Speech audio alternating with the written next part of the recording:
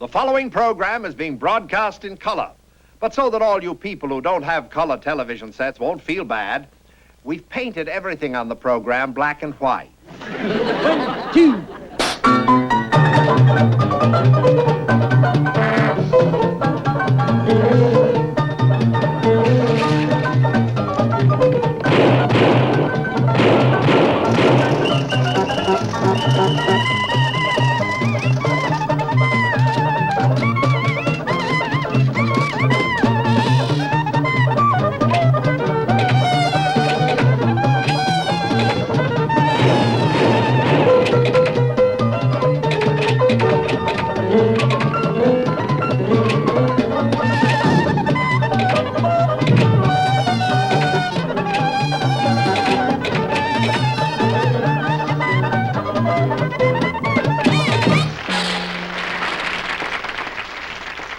We here at Fractured Flickers have worked out a cozy arrangement with our firm of disbarred attorneys by which we trade a portion of our commercial time for their legal services in our many pending lawsuits.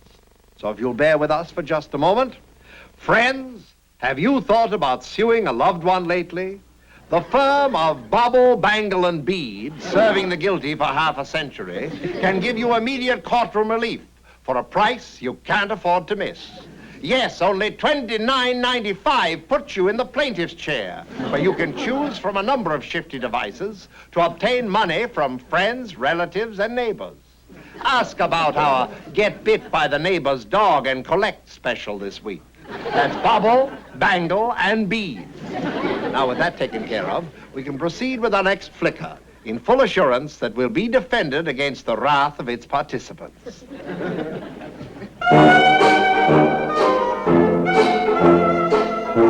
In today's mobile society, more and more families are on the move. And always on hand to help them is our nation's fabulous van and storage industry. This then is the saga of the moving man, willing to tackle any job, large or small, as long as he's paid in advance. With today's modern methods and the moving industry's policy of customer service, little remains for the average householder to do on moving day. He needs to pack only a few of the smaller items, and of course his personal belongings. Everything else is up to the initiative and know-how of the moving man, and of course the rest of the family. In today's world, cooperation is the keynote. And as millions of you have discovered already, you and your moving man are partners on the job. Of course, for many people, the most fascinating feature of today's van and storage industry is its method of packing the occasional odd-shaped or fragile piece of furniture.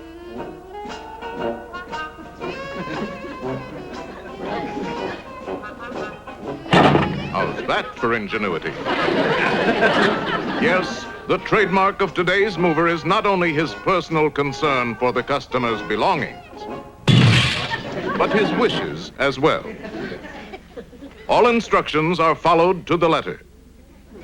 But it's when the van actually begins to travel that the moving industry's foresight and planning are most apparent. Because they know they are being paid by the hour, time is of the essence. Speed and yet more speed is their constant watchword. Yet they take advantage of every modern safety device as well. One of these is the automatic turn signal, designed to prevent all turning accidents. Of course, your far-sighted van and storage company is already using the latest developments in electronics to improve communication between the various units of its vast fleet.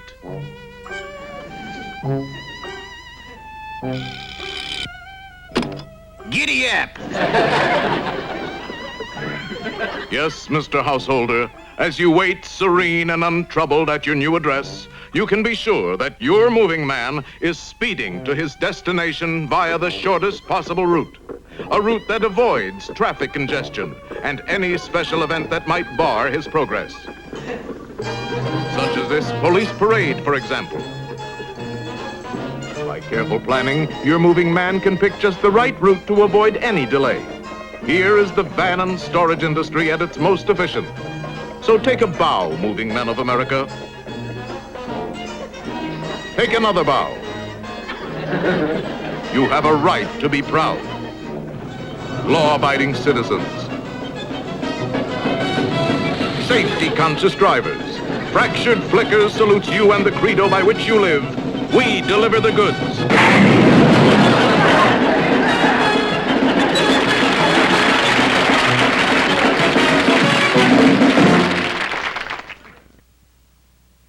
Once again, it's time for the Fractured Flickers salute to a famous American city.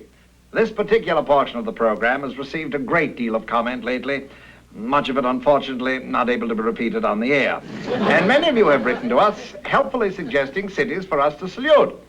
The president of the San Francisco Boosters Club suggests that we salute Los Angeles. The Minneapolis Chamber of Commerce wants us to salute St. Paul.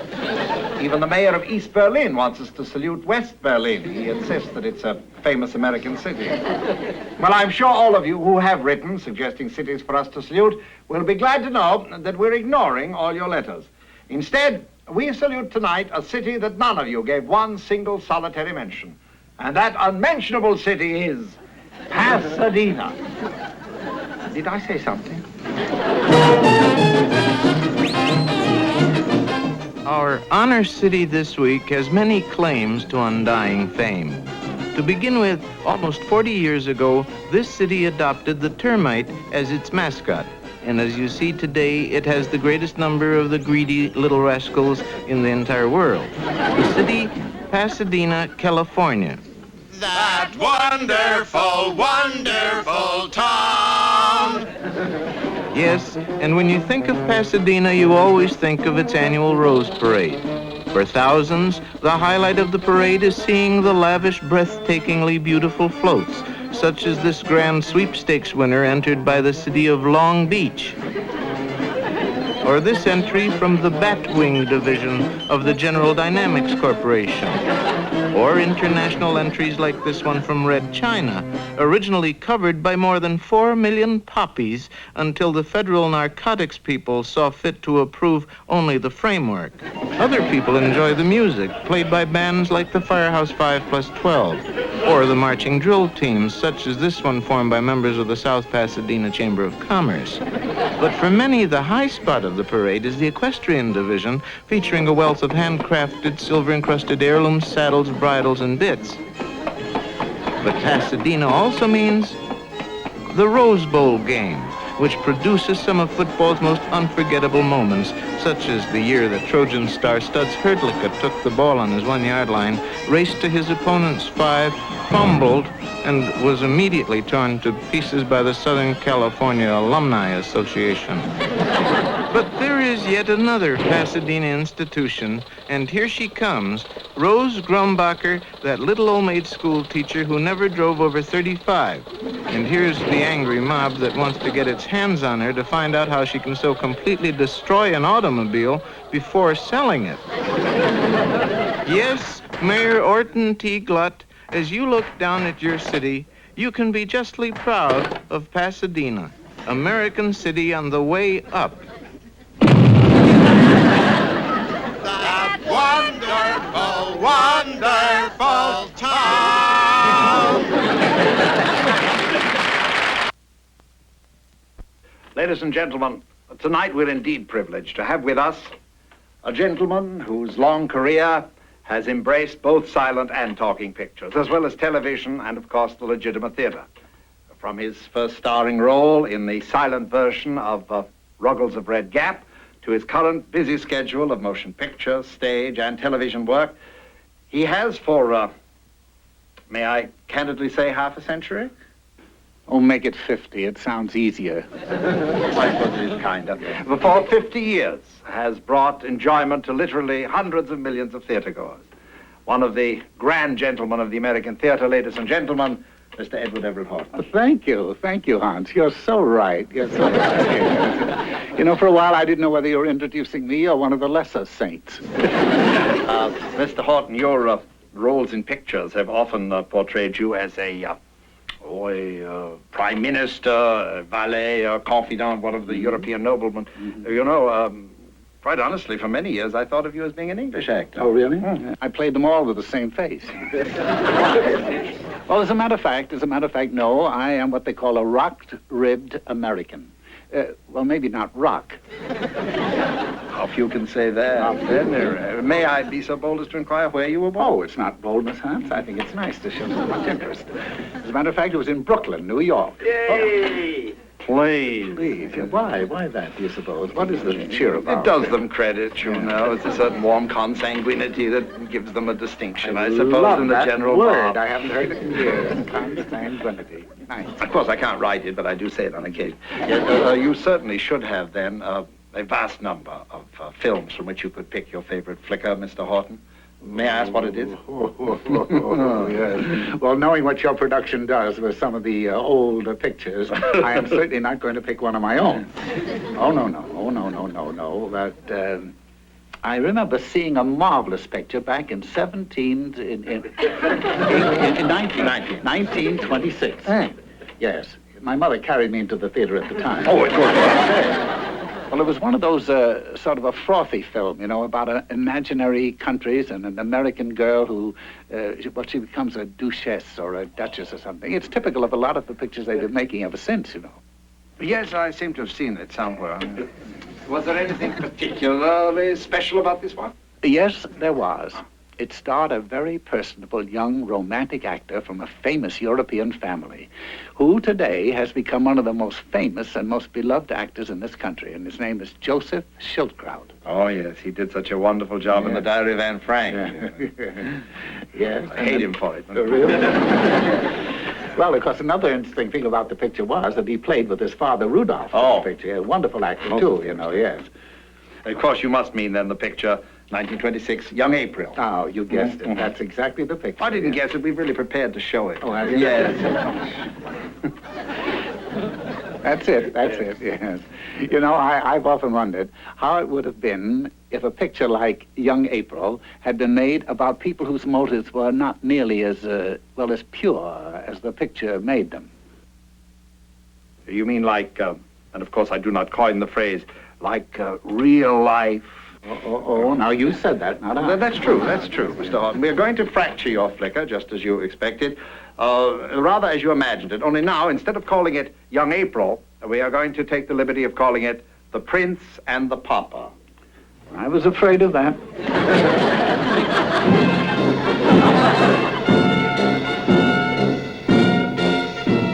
The little kingdom of Bad Geschmelt on the Oder was a typical picturesque European country. It had picturesque peasants, picturesque streets, picturesque uniforms, and a picturesque deficit in the treasury. In the picturesque royal castle, General Hockfleisch was calling on his king, Fritzl V. What's the matter? A fella couldn't even watch the late show. Sign this, old king. What is it? It's a mortgage on the castle. We need money to buy more picturesque uniforms. We can't afford uniforms. No! We can't even afford a fountain pen. Sign already. Okay. Pfui. Careful, you'll make a blot. Satisfied, General Hockfleisch left for the nearest tailor, and so did his men. Gonna get me a pair of wash and wear spurs. Now the picturesque deficit was even worse. Would Fritzl turn his back on the problem? Why not? It looks better than the front. No doubt about it. Somebody in this cotton-picking royal family has got to go out and get a job. Who will it be, sire? Who?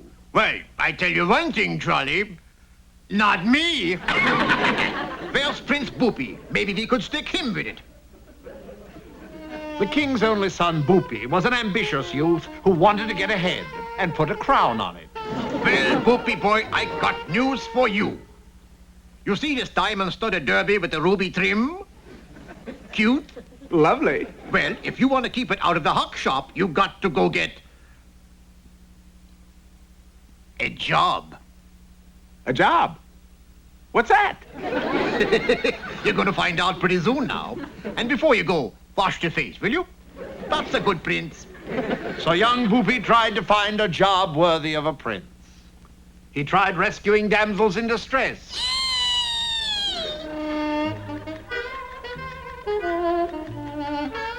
Easy, easy. Watch the feet, butcher. Dumbhead. He tried producing a low-budget children's puppet show called Kukla, Fran and Irving. It was ahead of its time.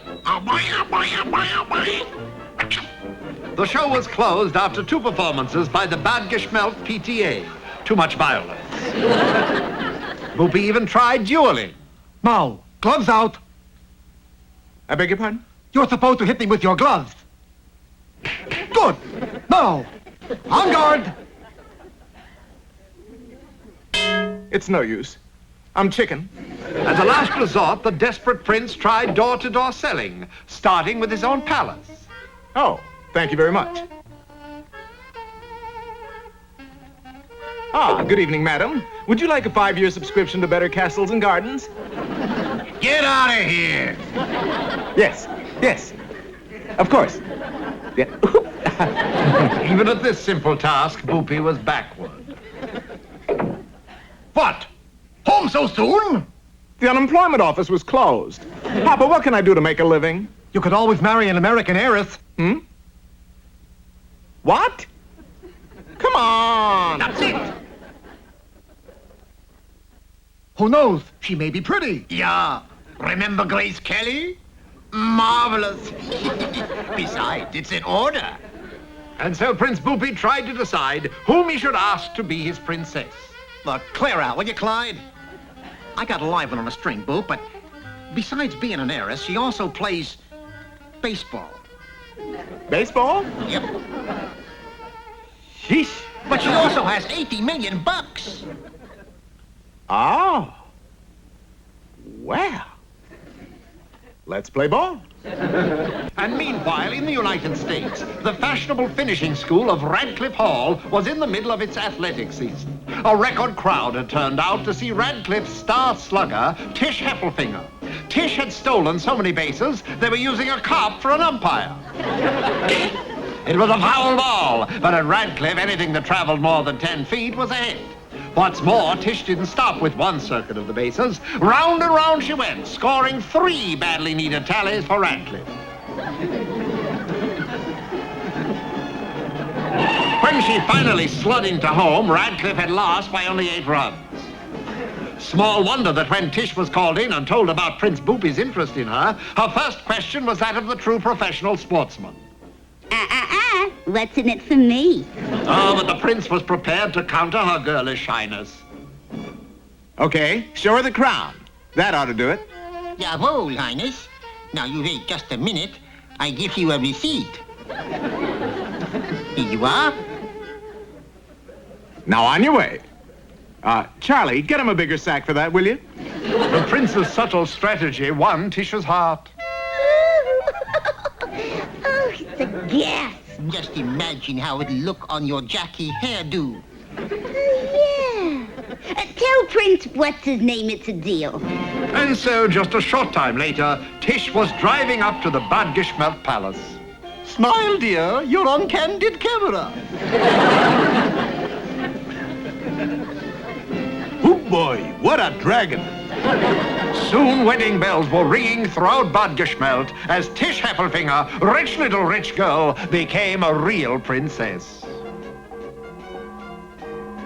Unfortunately, Boopy couldn't make it. It was the opening of the bird-watching season. But what a romantic honeymoon Tish could look forward to. Boopy took her on a whirl of museums and public parks and bought her peppermint sticks till her head swam.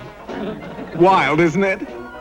How about another peppermint stick? Oh, no, they make my head swim. In the evening, of course, there were delightful, intimate conversations. And talk about my sinuses. Put it down there. You know, the doctor said I should have been dead long ago. From the neck up, he said I'm dead already. And talk about a cough. I've got allergies to things that don't exist. And right here in my chest, I've got, you hear how I sound now? Only 8 hours and I've got laryngitis. Ah, it's morning. Yet as time went on, Tish began to think more and more of her beloved team. The crack of the bat, those high fly balls, the gay voices of her teammates. I got it! How many outfielders have we got anyway? You muffed it, you bum! Tish determined to return to her real life. Shyly, hesitantly, she brought up the matter to His Highness. We're leaving tonight with the crown. The crown? Well, that is, anything you say, dear. But General Hockfleisch thought differently. Pick up your hat, Poopy. Now, the first thing is this. If you go, you've got to turn in your picturesque uniform. Well, what are you going to do? All right, I'll give you back your linty old uniform. And here's a little going-away present. Leaping into a nearby cab, Boopy and Tish sped off on the Bad Geschmelt freeway, accompanied by a trained nurse. Tish always got car sick. It was only then that Hockfleisch realized his mistake. Hey, if she goes back to America, who pays for these picturesque uniforms? After them, head for the border! To the border! To the border! To the border!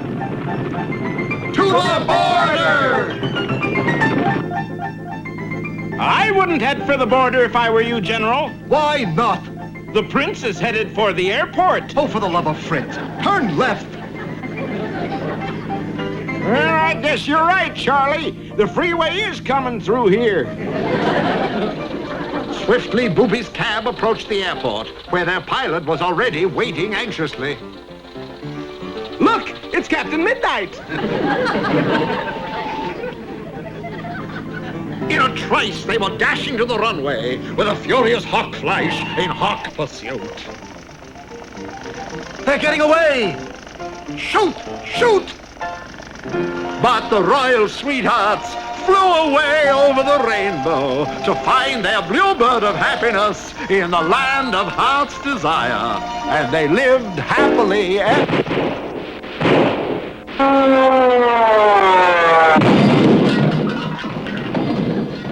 Gee, I could have sworn we'd have a happy ending.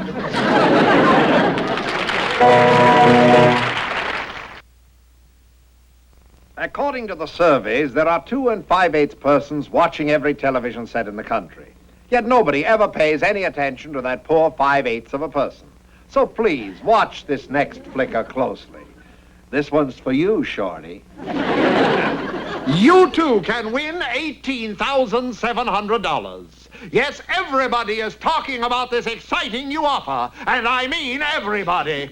Members of the Amalgamated Handkerchief Waiver Society, commuters who live in India and commute to Beverly Hills, this lady who just received her telephone bill, this gentleman, president of the local lint pickers union. Yes, everybody's talking about Dr. Fearless Follicles Hair Destroyer. Yes, men, after just one application of this famous elixir, you won't have a hair on your head. It murders each little hair one by one. No more trips to the barber, no more unsightly tipping, no more chickens pecking away at your hair. Join the throng of happy users. Just sop your head with Dr. Follicles Hair Destroyer and watch your hair melt away as if by magic.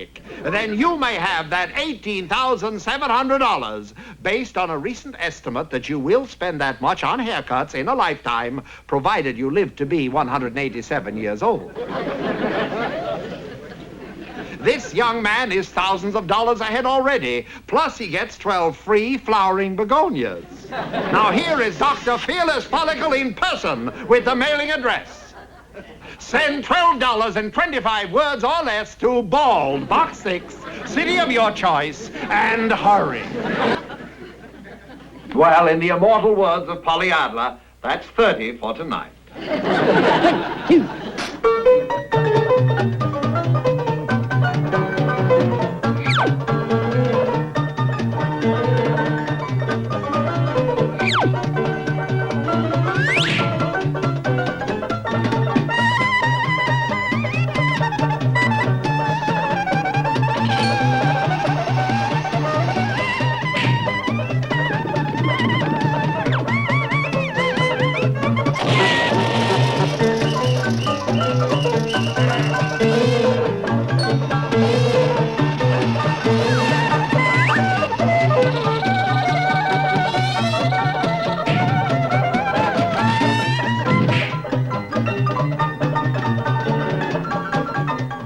This is Hans Conrad saying good night to all of you, you very important people.